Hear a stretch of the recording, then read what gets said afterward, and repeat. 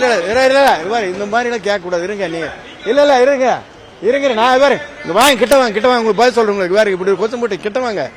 இல்ல கிட்ட வாங்க இருங்க கிட்ட வாங்க நாங்க பதில் சொல்றோம். என்னன்னா யாரையும் மிரட்டவே இல்லை. யாரும் மிரட்டின போ இல்ல நான் சொன்னது என்ன இல்ல சட்டம் ஒழுங்கு இருங்கப்பா. இப்போ வந்து எத்தனை நாள் ஆச்சு கடுமையான நடவடிக்கை எடுத்திருக்குமா இல்லையா? இப்போ இருங்க நான் இல்ல கேளுங்க இருங்க நான் சொல்றது கேளுங்க. இந்த பகுதியில் நடைபெற்ற அந்த குற்றத்திற்காக கடுமையான நடவடிக்கை எடுக்கப்பட்டிருக்கிறது இல்லையா?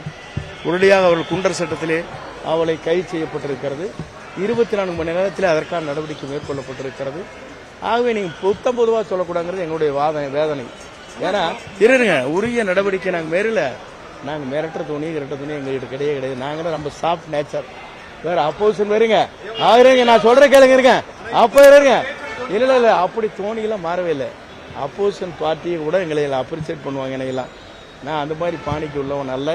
முதல்ல நீ கேட்டது வந்து எப்படின்னா ஒரு குறிப்பிட்ட டைம் கொடுங்க. நீங்க வந்து சட்டம் ஒழுங்கு பாதுகாக்கணும், அதுக்கு தகுந்த பாதுகாப்பு அரணை உருவாக்க வேண்டும்.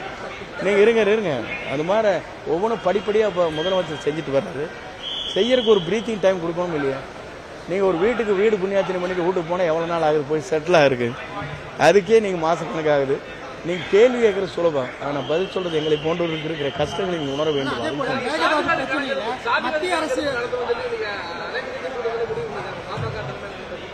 இல்லை எங்களை பொறுத்தவரை ஜாதி வாரி கணக்கெடுக்க எடுக்க வேண்டும் என்பதுதான் எங்களுடைய தேர்தல் இதில் அறிக்கையிலே விடப்பட்டிருக்கிற ஒரு முக்கியமான அம்சம். ஆகவே ஜாதி வாரி கணக்கு எடுத்தால் மட்டும்தான் நம்ம இலக்கை எட்ட முடியும்.